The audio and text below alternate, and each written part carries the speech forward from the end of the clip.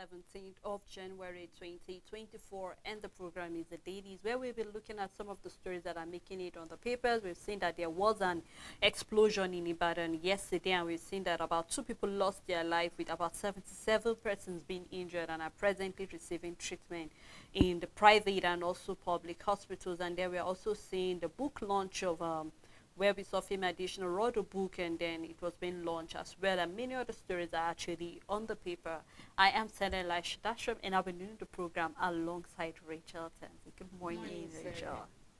All right, out to our viewers, we're live on Facebook and on YouTube. You can do well to join us live there and also drop your views and your own contribution on any of the story that is of interest to you this morning. And we shall go straight into the paper, starting with the Leadership newspaper. On the Leadership newspaper, Trump sweeps Iowa caucus ahead of 2024 race. 80 rescued, 12 confirmed dead in Niger gold mishap. Trending lawyers seek more investment in security. And on numbers, Nigeria's inflation rises to 28.92%. Cancel domestic crude oil allocation to ease forex supply. Coming from Agora policy. I believe this is an advice to the federal government. You can find details on the front page and continue page 7. At book launch, Buhari apologizes for hard decisions. The big story, kidnapping, Tinubu, Wike service chiefs brainstorm on crisis. The writer under the story says it's disturbing, ungodly, says president. IGP orders DIG to crush kidnappers. FCT minister gives area council chairman marching orders. Gunmen kill 7 in Nasarawa community attack. You can find all the details on page 4. Still in Nasarawa State, Sule and Bugadu seek victory at Supreme Court. Shell exits Nigeria's onshore after 88 years. Explosion causes pandemonium in Ibadan. You can find details on page 16. And on AFCON, Namibia stunned Tunisia 1-0. Burkina Faso beat Mauritania. You can find details on page 30. We have a picture showing the big launch of Femi Adesina titled Walking with Buhari. And that's all the news on. All right, let's take a look at the Punch newspaper, where we have abduction epidemic. Anti-kidnapping protest holds in Abuja today as 10 suspected arrested. Tinubu vows crackdown on kidnappers. Agents of darkness abductors kill hotel barman. You can find detail on page 2. Federal government saves 8 trillion naira from subsidy removal. Forex reform coming from Tinubu's panel. And on the refinery, Dangote investors gain 1.2 trillion naira. And we're having that Naira has plunged to 1,300 to $1 at the parallel market. Detail can be found on page 20. And the picture story here we have is mini Fiat kill, and that's where we are having that. As of the time of the report, which was just 2, but then still we're seeing the rescue team are checking through what happened, because that happened yesterday at around 7:44 p.m. So still things are going on here. We're seeing the mini Fiat dead as massive explosion rocks Ibadan. Richard, and I would like to make a comment on this, because this explosion was as a result of illegal mining that was going on, and they actually saved some of these explosive devices in some houses, and it was as a result of those devices that we saw that about 2 people were killed, 7 injured as of the time. Possibly we'll keep having more numbers as the day goes by. And then we're also seeing the fact that some houses were being affected, and the governor has promised that for those who are in the hospital, the government was going to take care of whatever is going to die. And for those who their homes was being affected as well, they will also see what the government can do to support them. But the question here, Richard, is the fact that you and I have been talking about this issue of illegal mining. We have been saying that the government needs to take total responsibility of what is happening. There's a lot of money in mining if only we do it the right way. But when you take a look at the way illegal mining is doing, I will talk about those who were buried because of the tunnels that they created on their own, or we talk about some of the explosive devices they use and they are in. Because believe you me, Richard, if you die as a result of this, that's a goodbye for you. The money you have just been hustling or toiling to get eventually, you miss out on it. So I think the government needs to even be more aggressive when it comes to tackling this issue of illegal mining. Let's take a look at many other places that it has affected farmlands. We're seeing erosion taking place. We're seeing that even some people that are staying by the waterside cannot even make use of it. And so I just hope that the government will be more proactive, and I hope for those who are into it. I'm not happy that people are there, Of course, but this no. should serve as a lesson to other people that are planning on going there, because I know people can be stubborn regardless of what it is. A lot of people would Yeah. prefer to die trying than actually Yes. not trying whatsoever. So I hope that the government, not just in Oyo State, but then we're seeing that I think they're virtually almost every state as it Every is state presently, saying because every state has have, something yes. peculiar, a mineral resources that they're actually digging. So I hope that the government will take total responsibility. I don't know what the minister for solid minerals is doing presently about this, but we should see proactive measures. I remember when he said the government do not have jurisdiction over that, but he needs the government. He also needs the local State government government, to yeah. actually be able to know where all of these things are taking place. So we hope to see proactive measures coming from all of these stakeholders. I mean, Sele, one of the major disadvantages or the dangers when it comes to illegal mining is regulation of what they use. We saw yesterday in the paper where we have toxicologists talking about how they need to start creating awareness for miners concerning certain chemicals. Now, as long as we keep doing illegal mining and allowing it, it means a lot of people are exposed to chemicals that they're not supposed to. And here we are now talking about explosives, because yes, you need to blow up certain holes to be able to have access to certain minerals. But then who is regulating it? Because it's illegal, there's no regulation. First of all, why are explosives kept where there could be residents?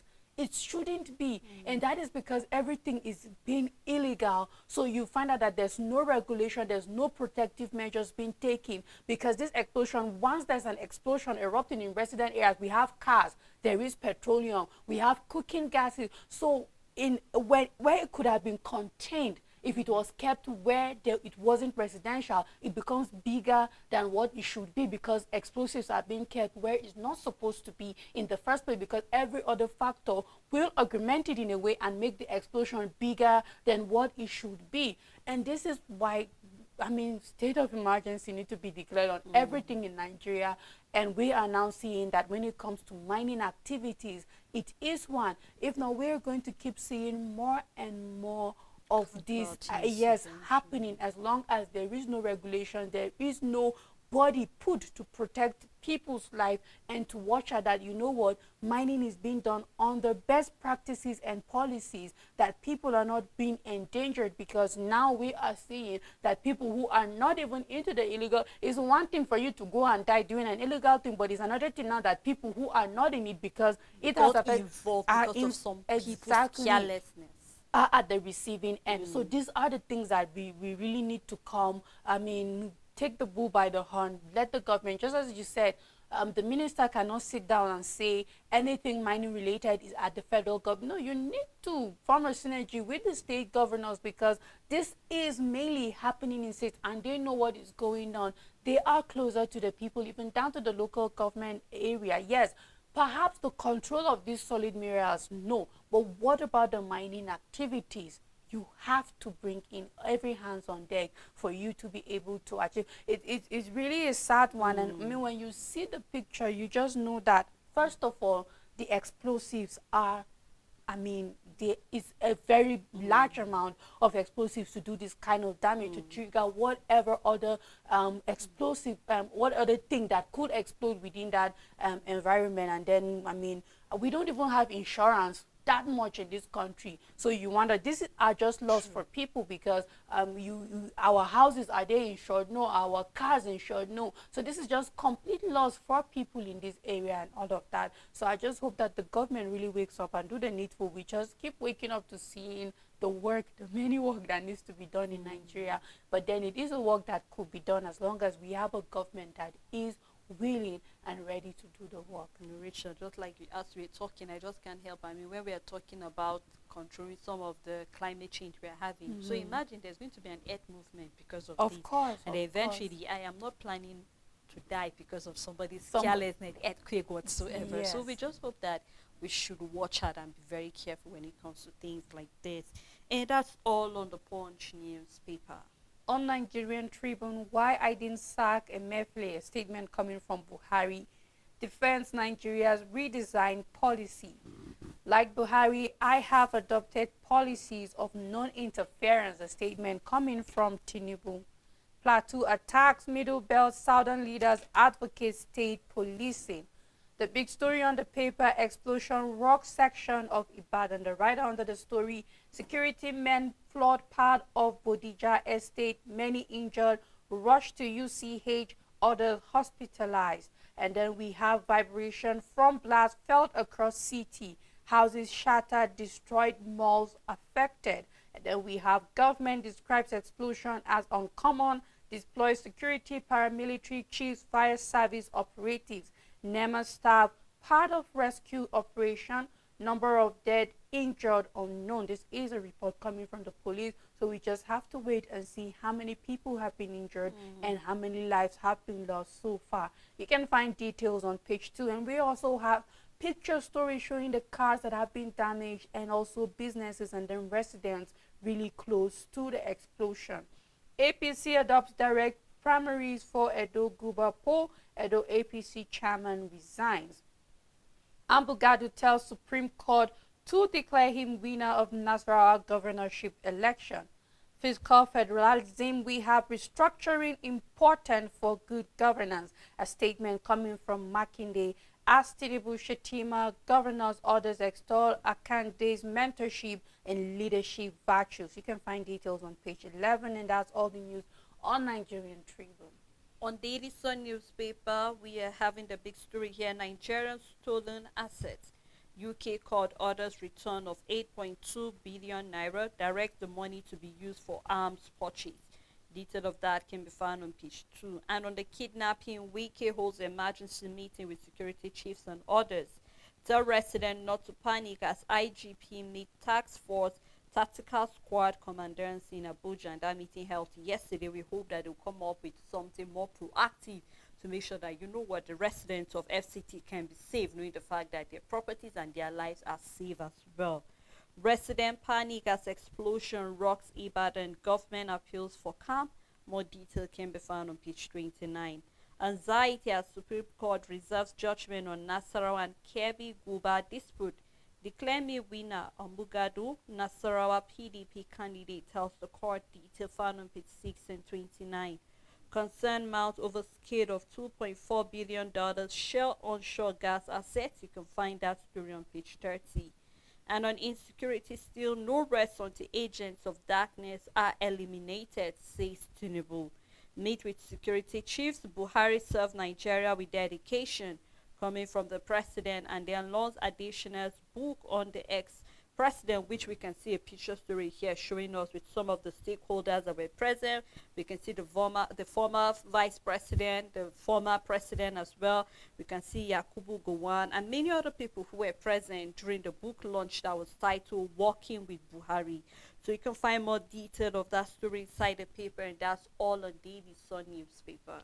On Blueprint newspaper, NNPC Limited uncovers 83 illegal refineries, 15 pipelines in 7 days. Nigeria gets $14 million grant for polio eradication. You can find details on page 7. Supreme Court reserves judgment in Kebbi Nasarawa governorship dispute. Malagi inaugurates NIPR Governing Council tax practitioners on Nigeria's reputation. You can find details on page 8.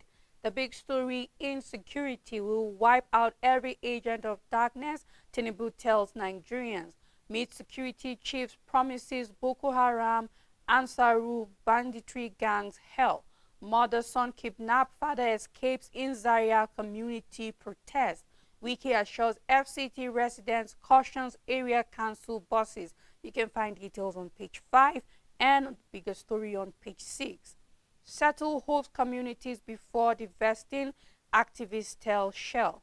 Bull runs riot as equity market gains 1.823 trillion naira. You can find details on page 22.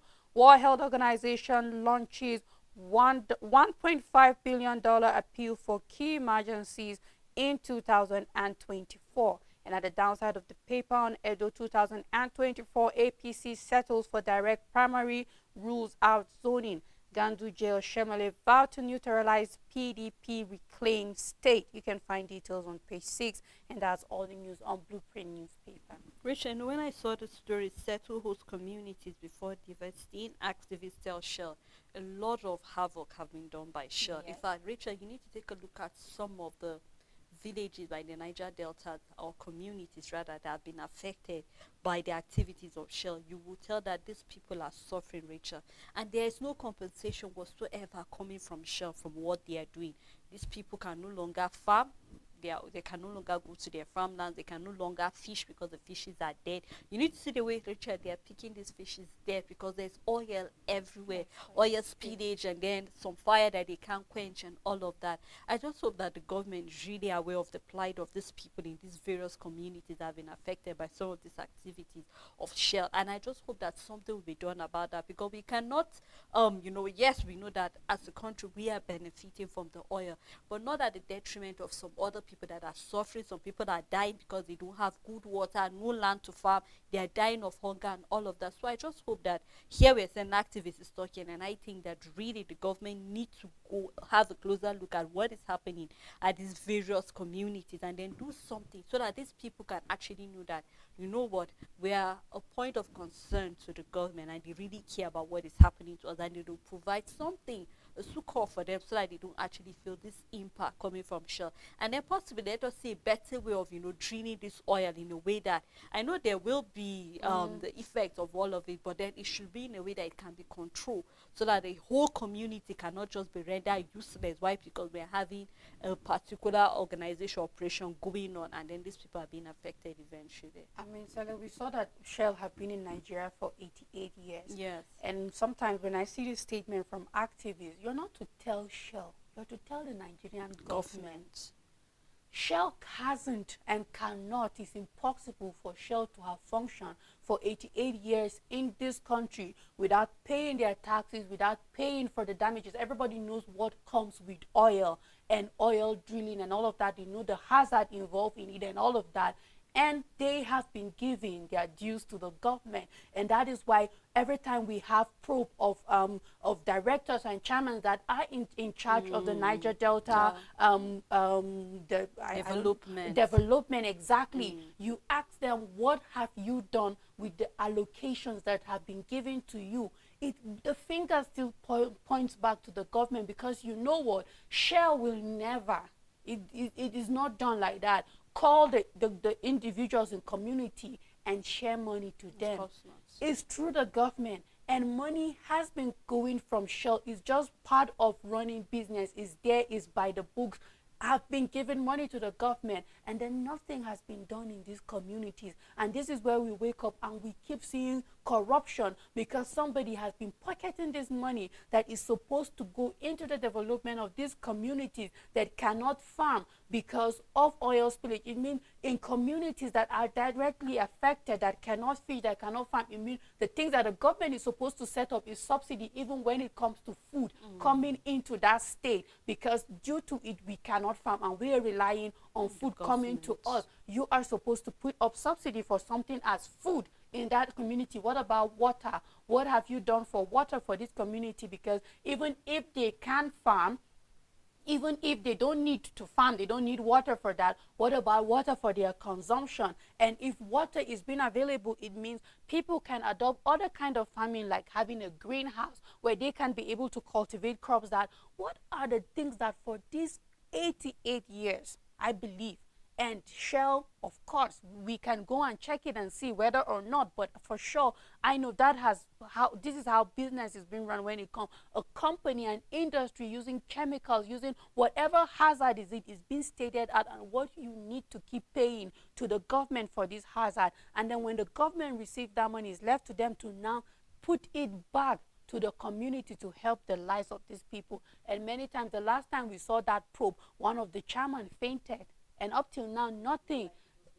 Exactly, felt like a stage. He collapsed and couldn't give answers. And then it's been on a hold, and up to now, he haven't answered for that. And we keep seeing this kind of drama in Nigerian government. And then you wonder, who is to blame? Is it the companies or the government? You are the government to make sure that your people don't suffer as a result of an activity of a company in the country. but you sit down and you do nothing about it. So I mean, the activists should not tell Shell, they should tell the Nigerian government, because Shell will not come to the community and sell and share money to individuals. They won't do that. They will still deal with the government, and when they eventually deal with the government, will the people be able to feel the impact from the government? And that is the question. So I mean, let's keep trusting that we will have a government that is willing to truly shun corruption and come to the need of the people within that community and even Nigeria. Well, Richard, you not blame these activists for going to Shell, because as far as it's concerned, because even the documentary I was watching, these people are not even concerned about the government.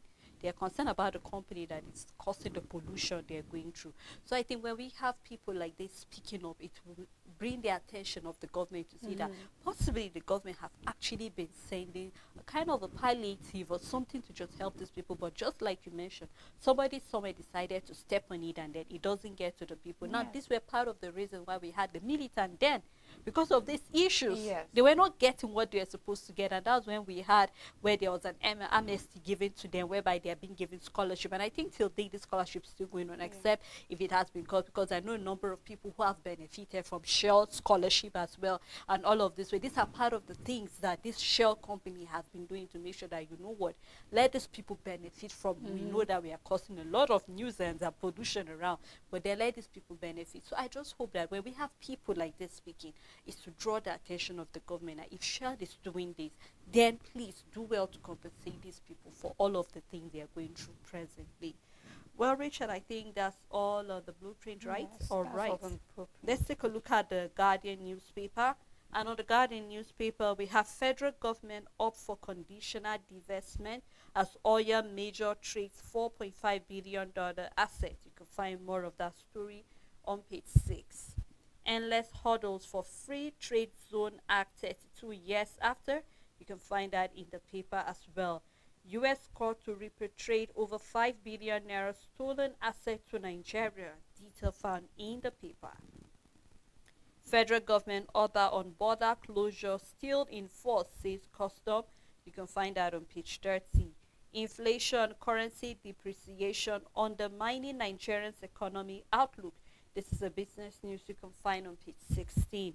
And on state police restructuring security agency panacea for kidnappings and others.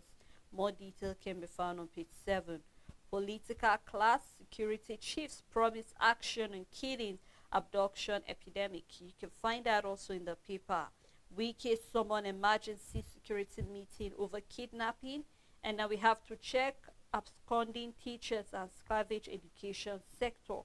It's an editorial on page 12. And the governor have called for calm as casualties and damaged building trail Ibadan explosion. We can see pictures, stories of that. And that's all on the Guardian newspaper. On the Nation newspaper, many feared killed, houses destroyed in Ibadan explosion. AFCC quizzes AGF in humanitarian ministry probe. You can find details on page 4. APC adopts direct primary in Edo as party chairman joins race. You can find details on page 2. Torrents of tribute for BC Akande at 85th birthday. We have a picture story showing that. You can find more details on page 4. The big story, President raises red alert over rising banditry and kidnapping. Tinubu demands concrete action from service chiefs. IG Wike swing into action. You can start with the details on the front page. At the downside of the paper, declaring Nasarawa governor PDP candidate and Wugadu tells the Supreme Court. You can find details on page 2.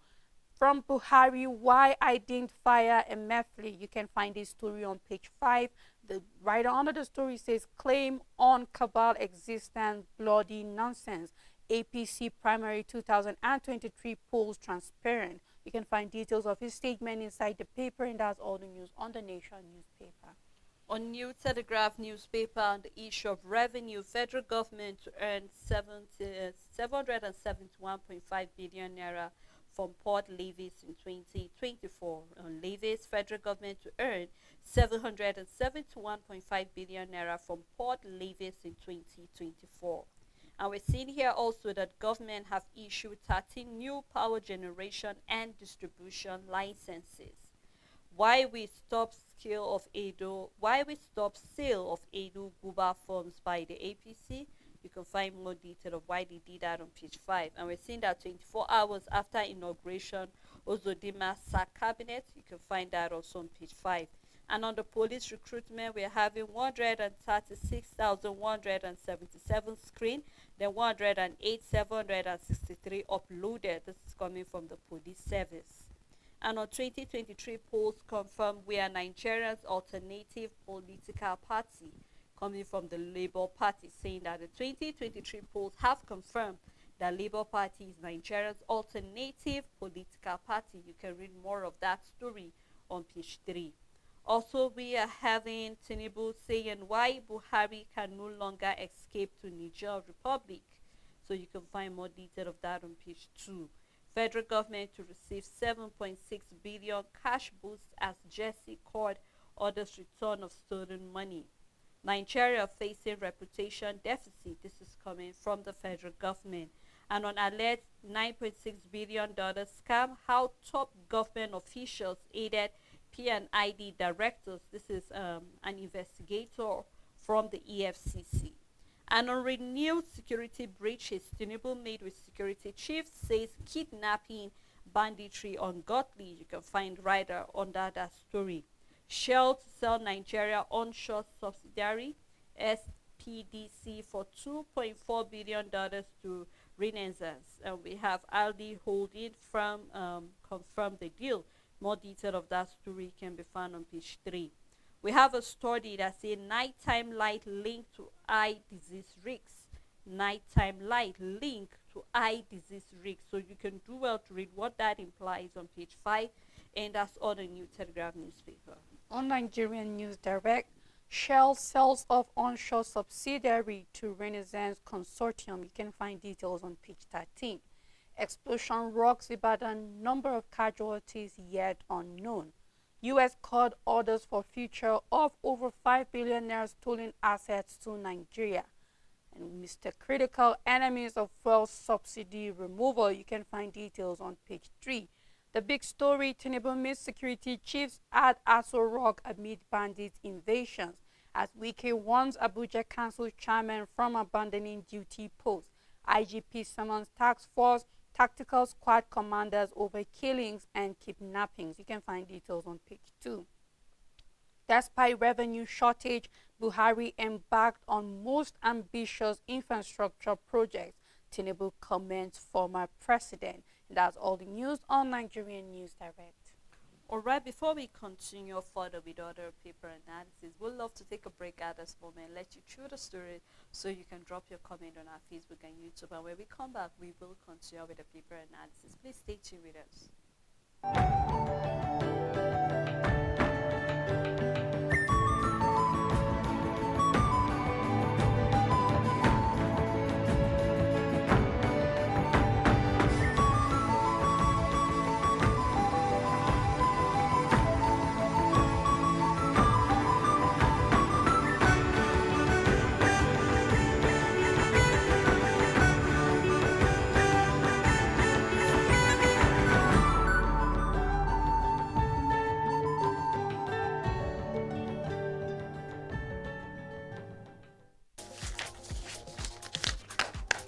Make your everyday informative, make your everyday count. Know your world, daily affairs, national and international, with authentic news events as they unfold on Global News and Zoom on Nigeria, Monday to Friday at 1 p.m.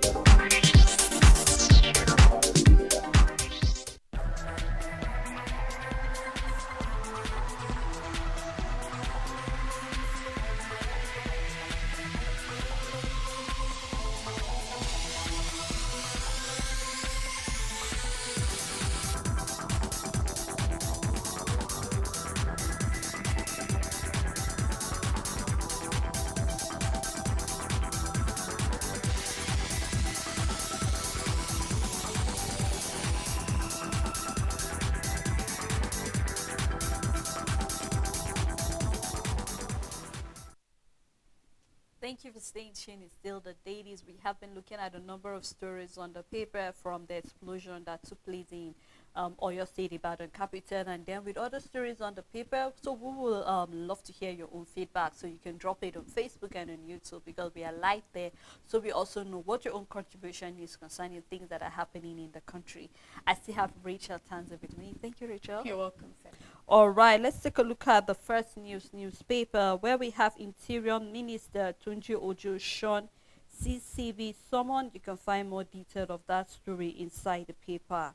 And I think, Richard, is very important. Yesterday, we will record that he was being summoned by the Code of Conduct Bureau concerning the, let's say, alleged 438 million naira. Yes. And that was linked to the Humanitarian Affairs Ministry, which was sent to a company he was part of. And he said that, I mean, he has stopped being a director of that company since 2019. But nevertheless, he was being summoned for questioning, and then he didn't honor the invite. And we see that this is not the first person doing that. We had the former Humanitarian Affairs Minister as well, giving a reason why she was unable to make it, saying that she was ill and all of that. But then let us see what will happen eventually. Possibly he must have a very legit reason why he didn't make it for the questioning. But I think it's important that we keep holding people accountable for various things that are happening in the country presently. I mean, this is very important. He should and must, and eventually will have time to go for the summoning. If you have nothing to hide, you should go. It's all about transparency and accountability. Above all, I think Nigerians will be more happy if you truly have no linkage to this company. If you truly have nothing whatsoever, I think we'll be more happy to see that we actually do have a minister that do have a clean sheet when it comes to corruption and all of that. So please go find time and go and see this code of conduct and answer the questions, so that we will move on with confidence, knowing that we have capable leaders that we won't fear the future money that will be given to them to handle, but that they will be transparent and above all trustworthy. All right, let's continue with the news on First News newspaper. We have alleged fraud. EFCC grilled Federal Character Commission chairman in Abuja. Detail of that story can be found in the paper. And on oil theft, NNPC uncovers 83 illegal refineries in 7 days. And on Edo Guba, APC adopt direct primary mode, rules out zoning. You can find more detail of that in the paper. Shell agrees to sell the SPDC, announces plan to exit Nigeria. We saw that since last year, where they are part of the companies I will be leaving.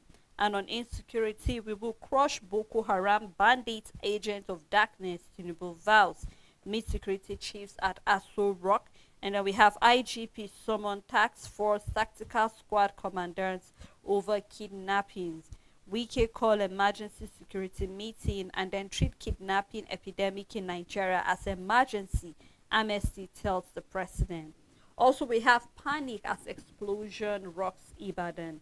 And on breach of contract, media organization TG News set to battle Federal Red Star Express in court, asks for 32 million naira as damages and demand apology in national dailies. You can find more detail of that story.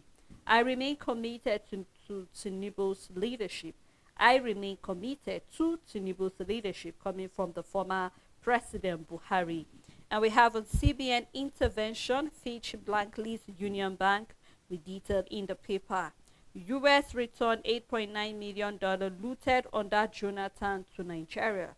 More detail of that can be found in the paper. We have a picture story where we can see the former president and the present president actually exchanging pleasantries. You can do well to grab the paper and read more detail of any of the story that is of interest to you. On Daily Independent, we kept records expecting to be held accountable. A statement coming from past President Buhari says under his watch, nothing was done under secrecy. You can find details inside the paper. Shell to sell its Nigerian onshore oil and gas business for $1.3 billion. The big story, NCAA to review minimum 6 aircraft for intending airlines. Stakeholders advise regulator on how to stimulate aviation growth. IGP asks DIG to coordinate upscale security strategies nationwide. Afenifere identifies state police restructuring as panacea to insecurity. You can find details on page 29. Wike summons emergency meeting over worsening insecurity in FCT. Fiscal federalism restructuring important for good governance coming from Makindi. 2024 Guba poll APC Edo stakeholders agree on direct primaries, rule out zoning. Party chairman Amuse resigns to contest for governorship ticket. You can find details on page 6. I will stamp out vestige of Boko Haram kidnappers and others. A statement coming from Tinubu says Buhari assumed office at very difficult period. We will continue to work from where he stopped. At the downside of the paper, Guba appeals Supreme Court reserves judgment on Nasarawa and Kebbi. You can find details on page 6.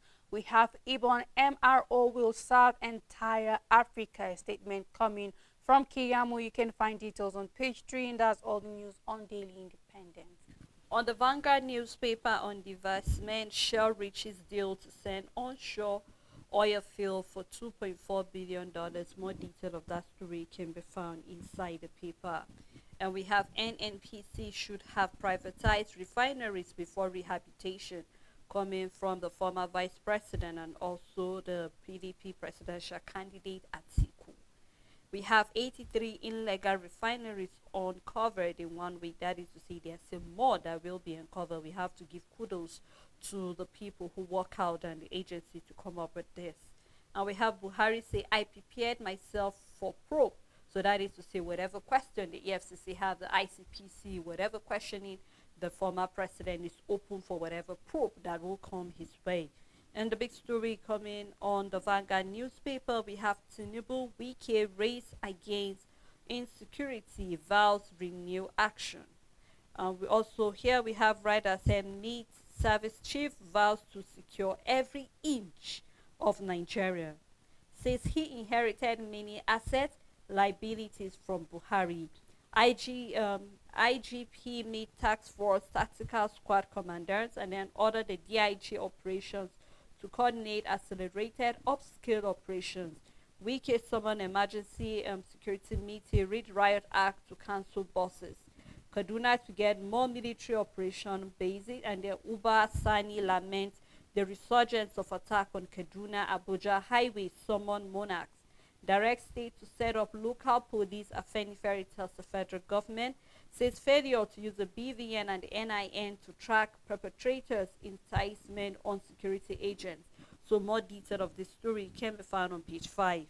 Also, we have building destroyed as explosion rocks part of Ibadan. Federal government building fiscal resilience to reduce foreign borrowing coming from the finance minister. And on palliative funds, there is a plot to link Baja. This is coming from source. You can find more of that on page 4. Supreme Court judgment, don't throw Nasarawa into crisis. This is coming from the APC. And I believe the PDP are also saying the same thing. We have a column coming from Efe Babalola. You can read what he has to say. He said here that the immune executive also has no right to waiver the immunity. This is because the immunity is not to the person holding the office, but to the office he or she represents. So you can find more of that column on page 22. And also we have that for sports on page 31. You can do a read more detail of that, and that's all on the Vanguard newspaper. On Nature News, over 14 million people at risk of climate crisis by 2051's WEF. Camberry resumes as new permanent secretary of Environment Ministry. You can find details on page 5. The big story revealed Lagos areas where air quality is unhealthy. For Lagosians, do grab Nature News and know if your area has a healthy air or an unhealthy air. Port Harcourt refinery set to resume operations after $1.5 billion makeover. Residents should not pay for electricity transformer, says Power Minister. Climate change takes center stage at World Economic Forum in Davos. You can find details on page 5. Federal government ought to drive waste to feed initiatives for food security. IPCC holds 60th climate change plenary in Istanbul. You can find details on page 5. And there is a Nature Care column that says nutritional benefits of chamomile. You can find details on page 15. At the downside of the paper, for sports, we have Joshua Iguana headlines, knockout chaos, boxing, extravaganza in Riyadh. You can find details on page 21, and that's all the news on Nature News. You know, Richard, this story caught my attention. Residents should not pay for electricity transformers, says Power Minister. But I know where I was staying, Richard, for any little thing that happened to a transformer, we have to contribute money to make sure that it's being fixed. And who is coming to fix it? It must be one of the staff coming from the either the power. You pay for the fixing too. Because of course nobody knows what the problem is, and sometimes they'll tell you this particular thing is missing or this particular thing was stolen. And a number of times you hear people saying that only person that knows what to pay is somebody that must be a staff that know what the function of that thing is. So if we're having the Prime Minister here saying residents should not pay, I hope there's going to be a circular. I hope there's going to be a memo going round. Because not a lot of people are reading the papers, Richard. So I'm imagining somebody living in the right area that any little thing that happens, this is what will come up. So I hope to see more proactive measure, because sometimes you hear certain things that people are not meant to pay for, but you end up paying for it. And so I just hope that we'll have a better way. Because when I see news like this, I just can't help but wonder if they actually have a synergy between not just the minister, but also with his staff member as well. Well, let's take a look at the Sweet Crook report, where we are having Army destroy 233 illegal refineries in 2023. More detail of that story can be found in the paper. And we have Nigerian government spend on oil sector capital project to go up 44 billion naira, with the writer saying salaries and overheads to go up 38.3 billion naira. Also still on the paper, surplus Akon gas plant reaches mechanical completion. You can find more detail of that. Upside of the paper, we have Serap charges Tinubu to open probe on the $5 billion Abacha loot. So you can find more detail of any other story and updates that is of interest to you in the paper. On Business Day newspaper, kidnap plague threatens Tinubu's food security plan. Fear grips Abuja residents as criminals hold sway. President promises to eliminate every agent of darkness. You can find details on page 31. Nigerians resort to herbal concoctions on rising cost of drugs. Shell's $2.4 billion asset sale spotlights local firms. CBN in silent mode as Naira slide spreads pain. And that's all the news on Business Day newspaper. All right, let's take a look at the other business paper, which is the Business Times newspaper.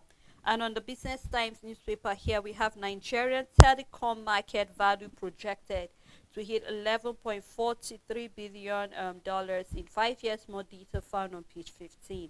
Also, Nigerian stock market sustained gaining track up 1.82 trillion naira. Why Nigeria's economic outlook in 2024 is uncertain. This is coming for Chuku GMD, Carry Asset Management. More detail can be found in the paper. For the big story here, we have how Nigeria can attract more investment, achieve economic growth in 2024, coming from Ruwani. Says restructuring bottlenecks, market insufficiency, limiting Nigerians' economic growth. More detail found in the paper. And on insecurity, Tinubu vows to root out all agents of darkness. Supreme Court reserved judgment in Nasarawa, Kebbi State governorship election. And footwear training, federal government plans to improve skilled youth workforce, and I think it's very important. So we make good use of all of the resources we have within our reach to see how we can be into footwear, because their countries are actually making a lot of money from just footwear. So we hope to see more training coming in that aspect about skill acquisition. More detail found on page 4. Shell to sell Nigerian onshore subsidiary SPDC for $1.3 billion. Detail found on page 2. And we also have the gainers and the losers table, so you get to see who are the people who are gaining at the equity market, and then also the losers also. And that's all on the Business Times newspaper. On Punch Sport Extra, upsets aplenty at Warriors stun Eagle, where we can see Tunisia losing to Namibia. Morocco, Tanzania clash in Group F. We have DR Congo, Zambia battle in final match day 1 tie. Omeru predicts tough Ivorian test. Late terror penalty sings Al Murabitun, and we have Song's defense on Nana Snop. You can find all the details on page 7. The big story, get the real Jesse. Fans charge NFF to appoint sack Roma manager Mourinho for Eagles. Wabili inspires NPFL stars. EPL giants set for Musela battle. And then we have Nkunku to make Chelsea return. Liverpool to rival Arsenal for Ruiz. And at the downside of the paper, we have in Iheanacho Ice Paris Olympics. De Rossi takes charge at Roma. And we have Queen Elizabeth I. I believe this is Boxing Challenge. You can find details on page 8. And that's all the news on Punch Sports Extra. Well, I hope the Eagles are really prepared for their match tomorrow. No matter the predictions, I believe that it's meant for them to actually know some of their clinical tactics that they need to put in place. I'm not a sport analyst, but I believe that there are better things that they should actually do to make sure that, you know what, this means everything to Nigerians at every cost. So we hope that they will not put up what they put up during the first open match they had, even though they tried their best, but then that they should make good use of everybody that is there. Should just, you know, do his or her own responsibility over there, so we can have a very good match eventually. Well, Rachel, thank you so much for doing this program with me. And also thank you to our viewers for also keeping a day with us on the program, The Dailies. Until we come tomorrow, do have a blessed day ahead.